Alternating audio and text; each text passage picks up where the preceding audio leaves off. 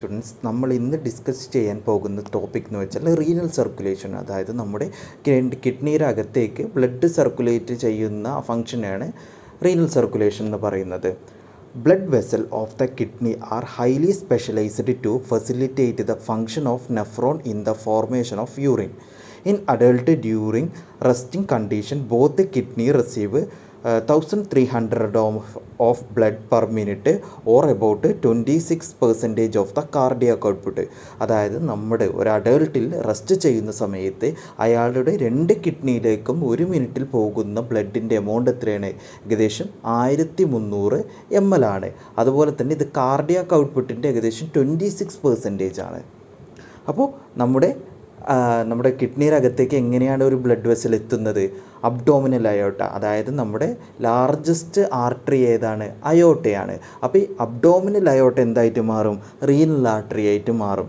Renal artery segmental ആർട്ടറിയും ഇൻ്റർലോബാർ ആർട്ടറിയും അർക്കുറേറ്റ് ആർട്ടറിയും ഇൻ്റർലോബുലാർ ആർട്ടറിയും അഫറൻ്റ് ആർട്ടീരിയോളും glomerular capillary efferent arteriole vasa recta വഴി peritubular venule interlobular vein articulate vein interlobar vein segmental vein renal vein and അവസാനിക്കുന്നത് എവിടെയാണ്? നമ്മുടെ ഇൻഫീരിയർ വീന കാവ.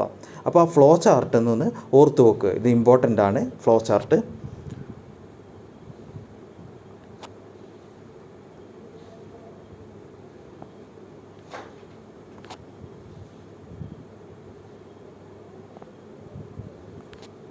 അതുപോലെ തന്നെയാണ് ഓട്ടോ റെഗുലേഷൻ എന്ന് പറയുന്നത്. എന്താണ് ഓട്ടോ റെഗുലേഷൻ എന്ന് പറയുന്നത്? Autoregulation is the intrinsic ability of an organ to regulate it own blood flow. It present in some vital organ in the body such as brain, heart, kidney.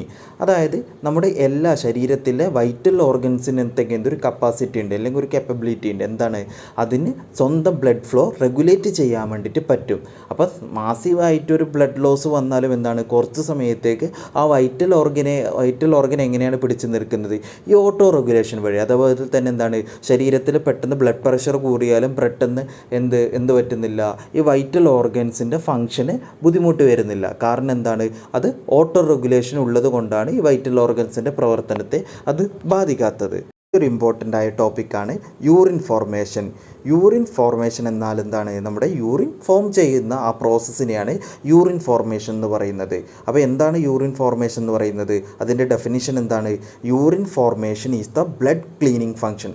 നമ്മുടെ രക്തം clean ചെയ്യുന്ന ആ പ്രോസസ്സിനെയാണ്, kidney clean ചെയ്യുന്ന ആ പ്രോസസ്സിനെയാണ് എന്ത് പറയുന്നത്?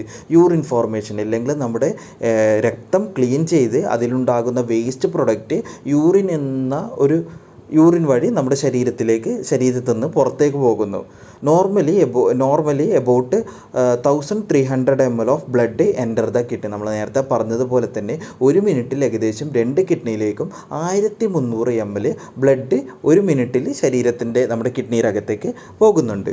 Kidney excrete unwanted substance along with water from the blood as urine. അപ്പോൾ നമ്മുടെ ശരീരത്തിലുള്ള അൺവാണ്ടഡ് സബ്സ്റ്റൻസ് വാട്ടറിൻ്റെ കൂടെ കിഡ്നി എന്ത് ചെയ്യുന്നു? യൂറിനായിട്ട് ശരീരത്തിൻ്റെ പുറത്തേക്ക് പോകുന്നു. നോർമൽ യൂറിൻ ഔട്ട്പുട്ട് എത്രയാണ്? 1 ലിറ്റർ പെർ ഡേ. അതായത് ഏകദേശം 1 ലിറ്റർ, അത് 1 ലിറ്റർ അല്ല, 1 litre to 1.5 litre per day ആണ്. അപ്പോൾ നോർമൽ അഡൾട്ട് ഹെൽത്തി ആയിട്ടുള്ള ഒരു ഇൻഡിവിജ്വലിൻ്റെ യൂറിൻ ഔട്ട്പുട്ട് എത്രയായിരിക്കും വരുന്നത്? 1 to 1.5 ലിറ്റർ പെർ ഡേ. അപ്പോൾ അത് കുറയുന്ന കണ്ടീഷൻ നമുക്ക് എന്ത് വിളിക്കാം? ഒളിഗ്യൂറിയ എന്ന് വിളിക്കാം. ഒളിഗ്യൂറിയ എന്ന് വെച്ചാൽ എന്താണ്? നമ്മുടെ urine output less than 500 per ഡേയിൽ കുറയുന്ന കണ്ടീഷനാണ് ഒളിഗ്യൂറിയ എന്ന് വിളിക്കുന്നത്. അത് സാധാരണ ആർക്കാണ് കാണപ്പെടുന്നത്? നമ്മുടെ കിഡ്നി പേഷ്യൻസിനൊക്കെ, അതായത് നമ്മുടെ കിഡ്നി ഫെയിലിയറായ പേഷ്യൻസിനൊക്കെ എന്ത് കാണപ്പെടാം? ഒളിഗ്യൂറിയ കാണപ്പെടാം. പോളിഗ്യൂറിയ എന്താണ്? നമ്മുടെ യൂറിൻ ഔട്ട്പുട്ട് കൂടുന്ന കണ്ടീഷൻ. അത് ഏകദേശം 2000, അത് ഏകദേശം 2.5 to 3 ലിറ്റർ വരെ ഏകദേശം ഒരു ദിവസം പെർ ഡേയിൽ യൂറിൻ ഔട്ട്പുട്ട് കൂടുന്ന കണ്ടീഷനാണ് എന്ത് വിളിക്കുന്നത്? പോളിയൂറിയ. അത് പ്രധാനമായിട്ടും കാണുന്ന ജാലയിലാണ് നമ്മുടെ ഹൈപ്പർ ഗ്ലൈസീമിയ, ഡയബറ്റിക് പേഷ്യൻസിലൊക്കെയാണ് പ്രധാനമായിട്ടും പോളിയൂറിയ കാണപ്പെടുന്നത്. അതുപോലെ തന്നെ ADH എന്ന് പറയുന്ന ഒരു ഹോർമോൺ ഉണ്ട്.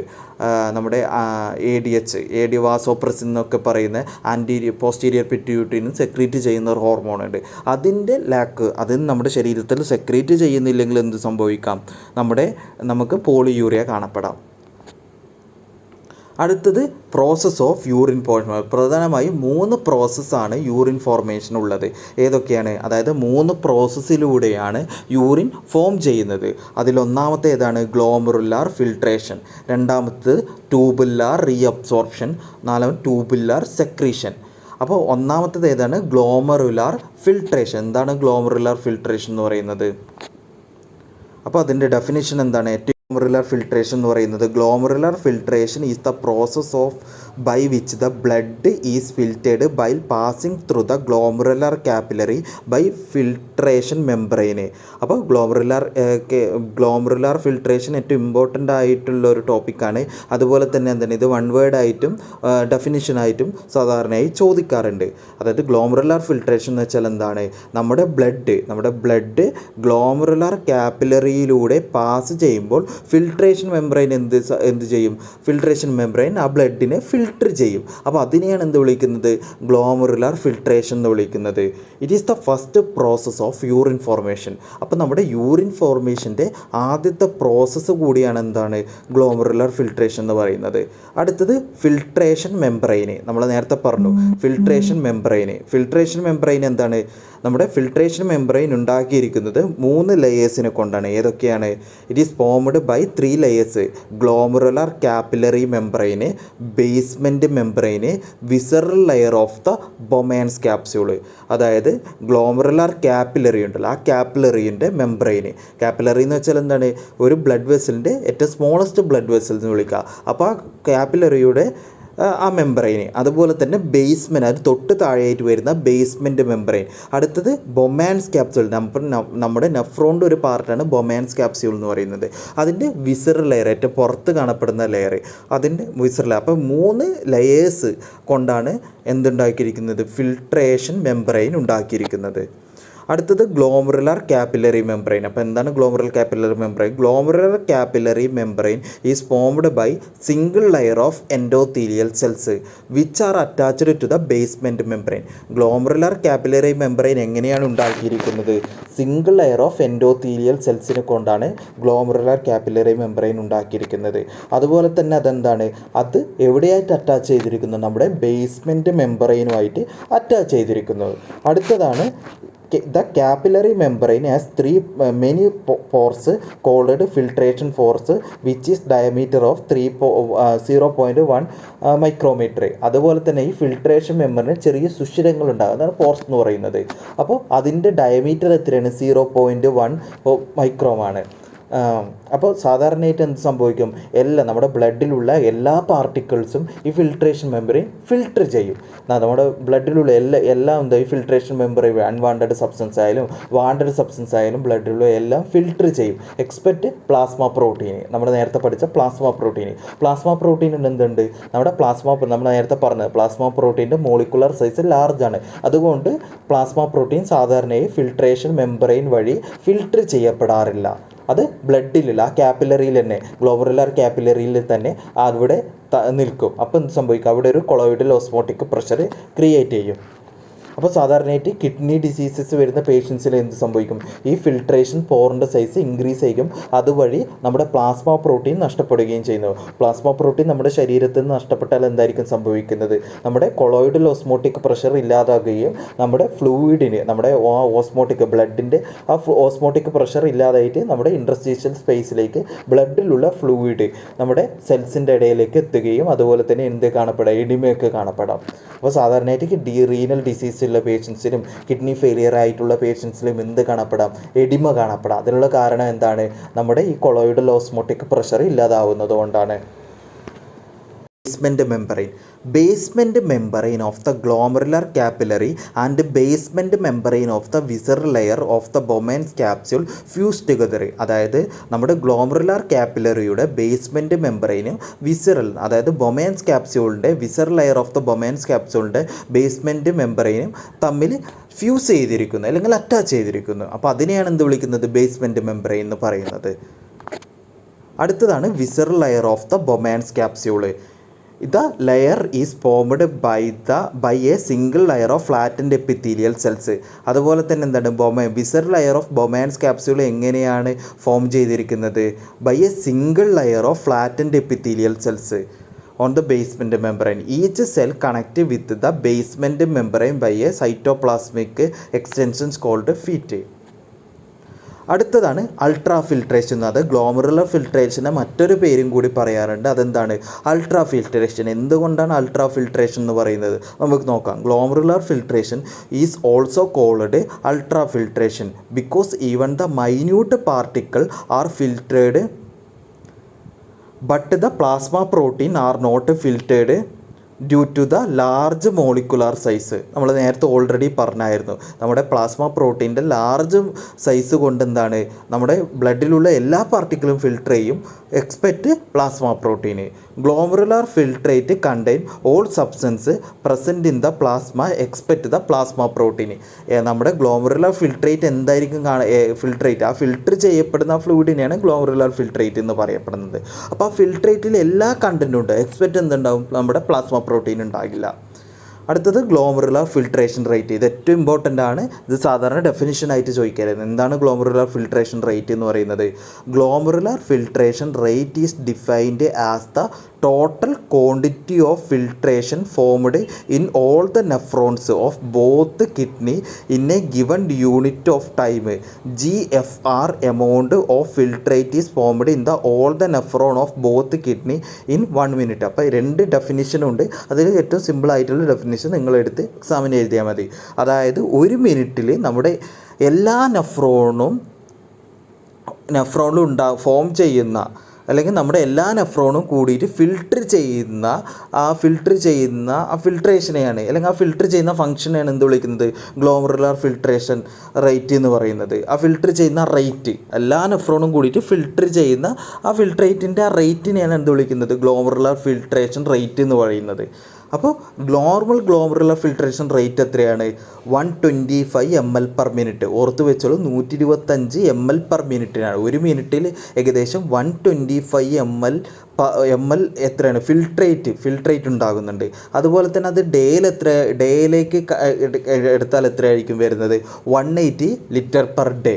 അപ്പോൾ ഇതും സാധാരണയായിട്ട് ക്വസ്റ്റ്യൻ ചോദിക്കാറുണ്ട്. അടുത്തത് നമ്മൾ ഡിസ്കസ് ചെയ്യുന്ന ഇതാണ് പ്രഷർ ഡിറ്റർമിങ് ദ ഫിൽട്രേഷൻ. അതായത് ഗ്ലോമറുലാർ ഫിൽട്രേഷനെ ഡിറ്റർമിൻ ചെയ്യുന്ന പ്രഷേഴ്സ് ഏതൊക്കെയാണ്? ഒന്നാമത്തെ പ്രഷറാണ് ഗ്ലോമറുലാർ കാപ്പിലറി പ്രഷർ, രണ്ടാമത്തെ കൊളോയിഡൽ ഓസ്മോട്ടിക് പ്രഷർ, മൂന്നാമത്തത് hydrostatic pressure in the Bowman's capsule. അപ്പോൾ ഗ്ലോമറുലാർ കാപ്പിലറി പ്രഷർ എന്താണ്? നമ്മുടെ കാപ്പിലറീൻ്റെ അകത്തുള്ള പ്രഷർ. അത് ആരാണ് എക്സേർട്ട് ചെയ്യുന്നത്?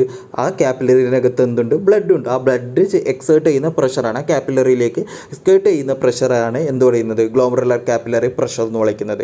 അടുത്തതാണ് കൊളോയിഡൽ ഓസ്മോട്ടിക് പ്രഷർ എന്ന് വിളിക്കുന്നത്. എന്താണ് കൊളോയിഡൽ ഓസ്മോട്ടിക് പ്രഷർ എന്ന് പറയുന്നത്? അതായത് നമ്മൾ നേരത്തെ പറഞ്ഞായിരുന്നു, ആരാണ് കൊളോയിഡൽ ഓസ്മോട്ടിക് പ്രഷർ മെയിൻറ്റെയിൻ ചെയ്യുന്നത്? നമ്മുടെ പ്ലാസ്മ പ്രോട്ടീൻസ്. അതുപോലെ തന്നെ hydrostatic pressure in the Bowman's capsule.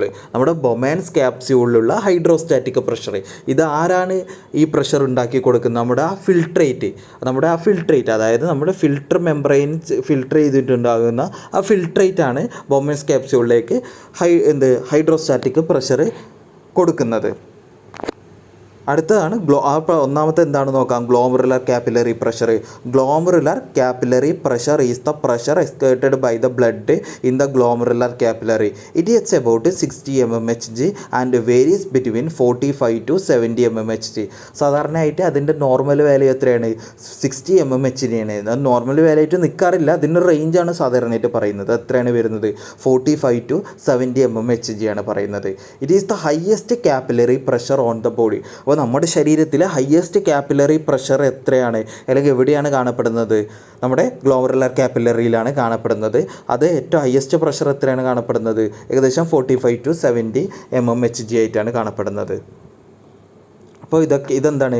നെഫ്രോണിൻ്റെ പാർട്ടാണ്. നെഫ്രോൺ എന്ന് പറഞ്ഞാൽ functional and structural unit of the കിഡ്നിയുടെ സ്ട്രക്ചറലും ഫങ്ഷണൽ യൂണിറ്റാണ് നെഫ്രോൺ എന്ന് പറയുന്നത്. നെഫ്രോൺ എന്തൊക്കെയുണ്ട്? ഗ്ലോമറുലസ് ഉണ്ട്, ബൊമാൻസ് ക്യാപ്സ്യൂൾ ഉണ്ട്, പ്രോക്സിമൽ കൺവല്യൂട്ടഡ് ട്യൂബ്യൂൾ ഉണ്ട്, അതുപോലെ തന്നെ ലൂപ്പ് ഓഫ് എല്ലി ഉണ്ട്, distal convoluted tubule and collecting duct. ഇത്രയും പാർട്ട് കൂടിയിട്ടാണ് നമ്മുടെ നെഫ്രോൺ എന്ന് പറയുന്നത്.